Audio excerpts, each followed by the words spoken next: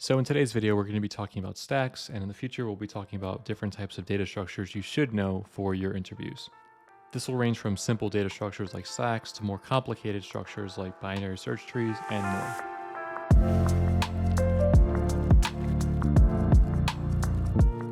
So let's talk about stacks. And in order to understand stacks, you have to understand LIFO. Stacks operate on a last in, first out operation. Think of this like a stack of dishes. The last dish that I put on top is actually the first dish I have to take out. I can keep on stacking them higher and higher and higher, but the last one that I put on top is really the first one I have to take out, right? Because I can't really take out the bottom one or the middle one because then they're all going to fall over. I also can't insert a dish randomly into any point. I can only add it on top of the dishes. Now imagine instead of stacking dishes that you're browsing websites and you decide to go to a few random pages and you want to go back. Now with the stack structure, you can easily create an undo option by basically adding new pages that you visit to a stack. And then if you press the back button, the last page that you visited will be shown. Okay, so let's start building out the stack from scratch. And back to the plate analogy, since we're stacking items up, when we add a new item, we'll call it push. And when we actually take an item off, we'll just call that method pop. Those are fundamental methods to a stack, but we're also going to work on a few extra methods, which are peek, is empty, is full, and clear. So let's start by creating a class called stack. So I'll just create a class stack here. And if you don't know what classes are, or how they work, I have a quick video, actually my first video. So I'll link to that on the top right. You can take a look at that, and that'll kind of help you on the fundamentals of classes. Now you remember when we talked about classes, we talked about adding a constructor, so we'll do that here too. Now think about this, right? The constructor is basically going to construct a property based on what's passed in to when you call a new stack.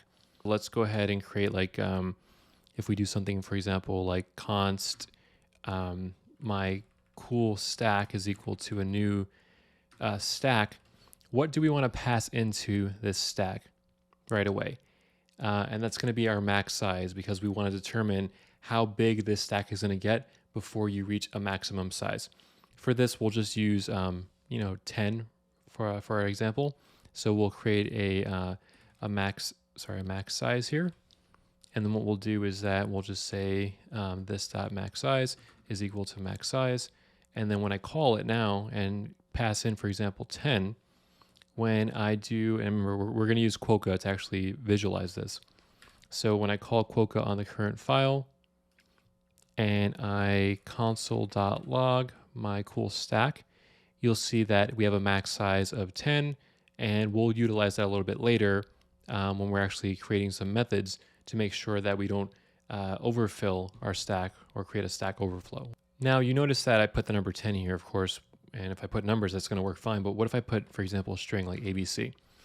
So we don't want strings in here. We only want numbers because we want to define a size with a number, not with a string. That doesn't really make sense. So we could just do a conditional inside of this constructor that says, for example, if the value being passed in is not a number, so is nan, then basically, which again, what we're passing in is max size. If that's not a number, then we can do, for example, max size is equal to, and a default value like 5, for example. So in this case, now you see that we pass in ABC, but the max size is going to be 5 because ABC is a string. We're not looking for a string, we're looking for a number. But if I come back here again and put, for example, the number, let's say 15, then it will update. We'll also need to store values here. So what we're going to do is create a this.container, and we're going to set that equal to an empty array. And remember that I mentioned that arrays behave similar to stacks, so we'll use an empty array to basically store our values, but we're going to define our own methods to make sure that the stack is used correctly, and we're going to cover that very shortly. What I mean by that basically is if I try to do something like, my cool stack.push, and then we try to push in, for example, like cool, what's going to happen is it's going to say, okay, my cool stack.push is not a function because there's nothing inside of this class that is defined as a function called push. So, but instead, if I did, let's just say like const my cool array and set that equal to an empty array, and then I did my cool array.push cool, and then I were to console log my cool array, now you see that I'm actually able to push it onto this array because arrays natively have a push method that you can use to do this, but my cool stack doesn't have a push method yet. All right, so let's create our own push method here. So if I just type out push, we'll push a value, of course. And what we're gonna do here is simply do this .container .push, and we're pushing in the value. And now if I were to do, for example, my cool stack .push and push in, for example, hello, you'll see that the container now contains hello in there. And if I were to do it again, let's just say twice and just say bye, now you'll see that I have hello and bye both inside of my stack. Now you might be scratching your head and thinking to yourself, okay, why are we adding a push method here when arrays already have a push method natively defined on them? And again, the reason is because we don't want all the functionality of an array. So for example, back to my cool stack, my cool array, if I do my cool array at 0, it returns cool. But if I do my cool stack at 0, that doesn't work because it doesn't have the same functionality as an array. So we can't call my cool stack at 0. And we don't want to do that because, again, remember, for a stack, we only want the last element that was put in as the accessible element. We don't want people to be looking through them 0, 1, 2, 3, because that kind of ruins the point of what a stack is. Now, this is great, but the problem is we're not respecting the max size that we initially set of 15 at this point. It's just saying, hey, whenever you call push, whatever's put in there, just add it onto the container. So we can do this infinite times, as many times as we want, and it won't ever stop us from doing it. So we need to respect this size that we put in initially. So again, just a simple method here, just called isFull. We're not going to pass in anything to this method, and we're just going to say we're going to return, because again, we need to return if it's true or false to whatever's calling it. Return this .container.length, and what we're doing is we're going to say greater than or equal to max size. And what this means is when we call this function, it's going to say, okay, look at the length of the container. So for example, right now, if I pass in hello and bye, the length of the container is 2. So is 2 greater than or equal to the max size, which is 15? 2 is not greater than or equal to 15, so it'll return false. And then later on, when we get to 15 items in the stack, we're going to say, okay, this container has a length of 15 now. Is 15 greater than or equal to 15? 15 is equal to 15, so at that point, it will return true. So the way we utilize this now is that if we go back to our push method, we could have a conditional here that just says if this dot is full, and what's going to happen is that we're looking for a truthy or a falsy, right? So if it's true, that means that we've reached the limit, and basically we're going to just console log something. We're going to just say, actually, no, we'll return something. We'll just say return, hey, the stack is full. It won't add anything to the stack anymore. So to test this out, we'll do 3, right?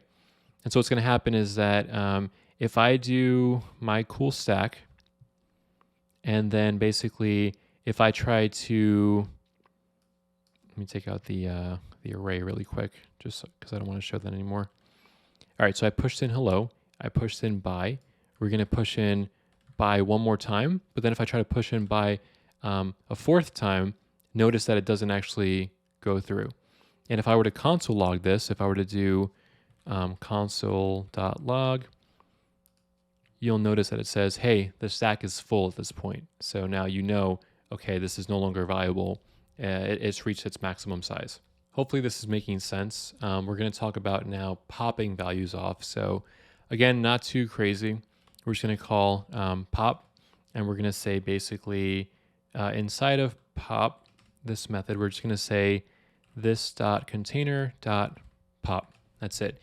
We don't need to pass in any values because we're just simply taking, the topmost value of the stack off of the stack. We don't need to pass anything in at that point. We're just taking it off. So that would be basically it. Now, based on what we learned with isFull, do you see any sort of issue with the way that we've written out pop?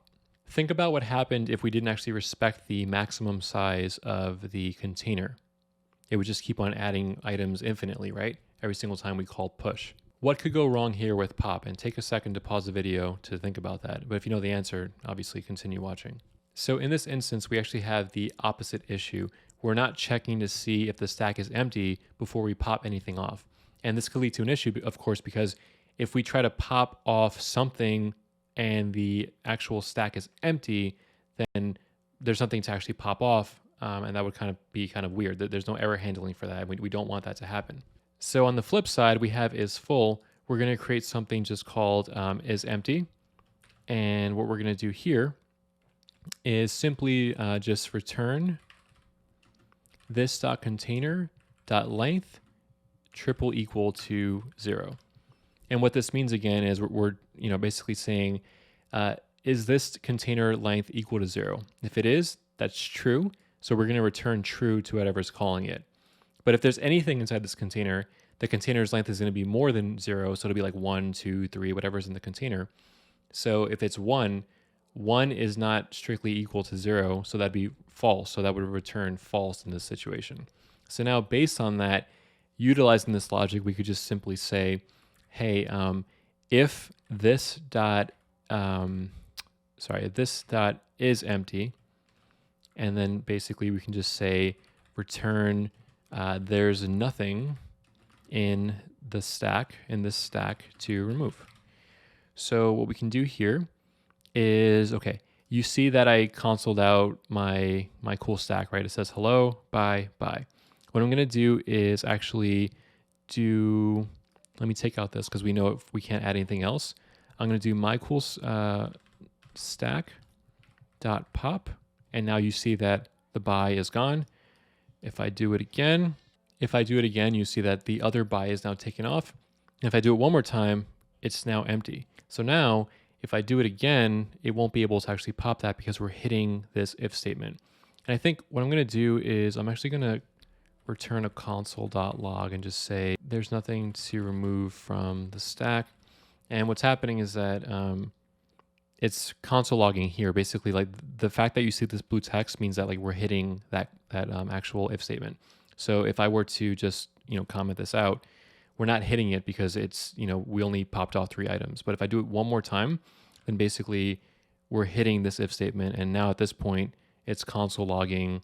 There's nothing to remove from the stack. So we've pretty much hit the major functionalities of a stack, which is push and pop, which is great.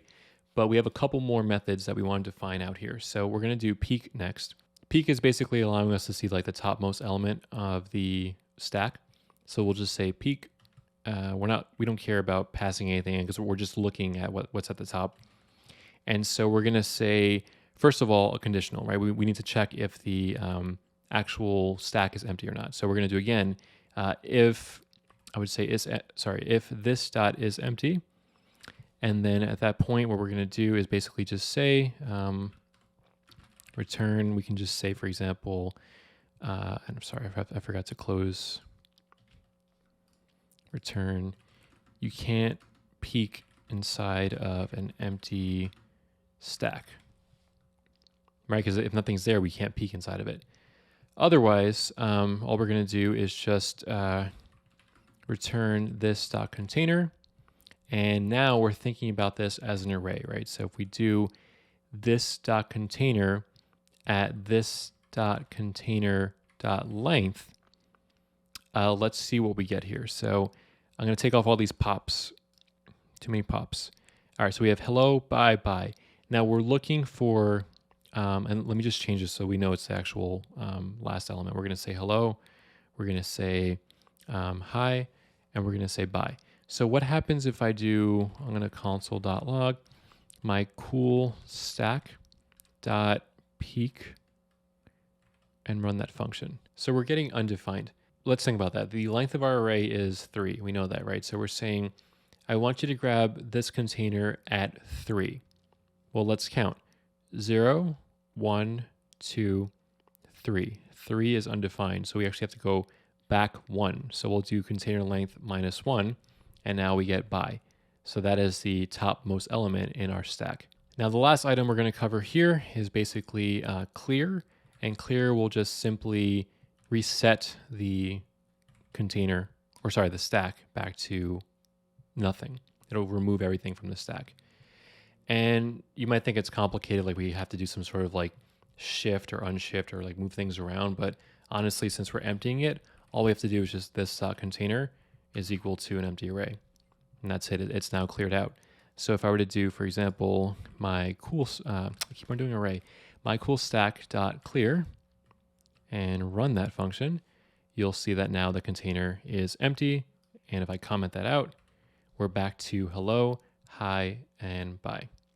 Well, everyone, that's a stack or a wrap. If you like this video and want to see more, please consider helping this channel by liking, commenting, and subscribing. Thanks, and I'll see you in my next video.